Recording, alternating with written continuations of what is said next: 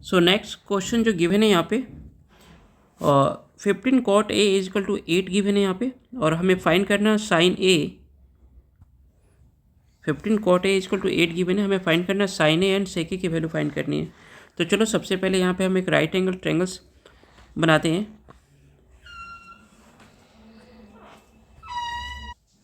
सो इसे right angle हम B पे लेते हैं, दिस इज एंगल A और दिस इज C। सो यहाँ पे जो गिवन है cot 15 cot A is equal to 8 given था, तो अगर मैं रेशियो निकालूँ cot A की वैल्यू निकालूँ तो ये आएगा 8/15। नाउ इस राइट एंगल ट्रायंगल में यू नो डेट कि जिस एंगल की हम बात करेंगे, यहाँ पे एंगल A है, तो ये आपका एंगल एक्यूट एंगल, इसके सामने क्या होगा आपका परपेंडिकुलर, 90 डिग्री के सामने हाइपोटेनियस, और this is base B। Clear है यहाँ पे। तो अब इस केस में हम डायरेक्टली इसे कभी भी हम you know that cot A equal to क्या होता है B/P होता है।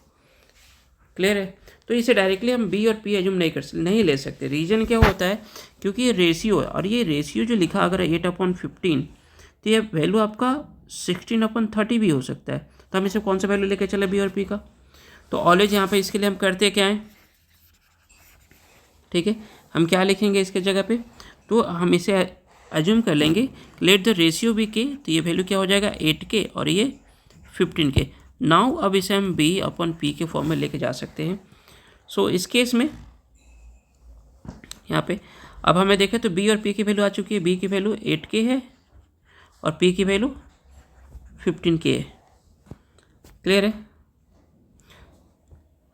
सो नाउ हमें क्या चाहिए, फिर साइन A चाहिए, तो sign A equal to P/H होता है। तो हमें क्या चाहिए यहाँ पे, AC चाहिए, AC निकालना पड़ेगा। तो इन ट्रायंगल ABC है ना, by Pythagoras theorem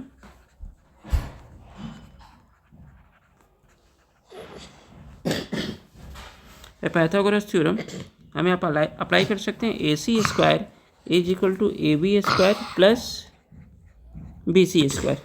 clear.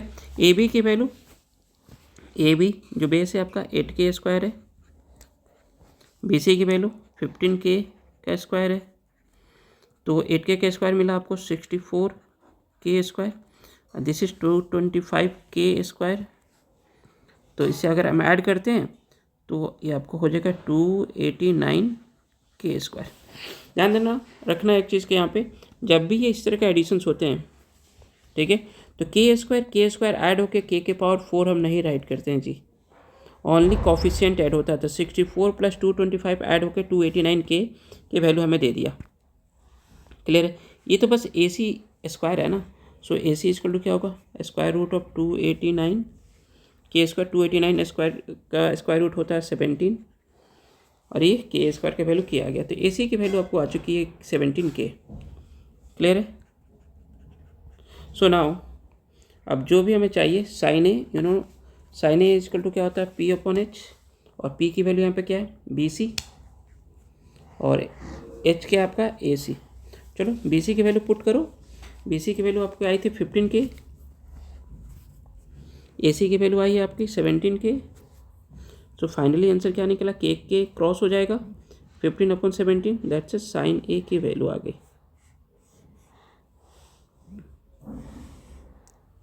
Clear. Now अब हमें और क्या चाहिए था, सेक A।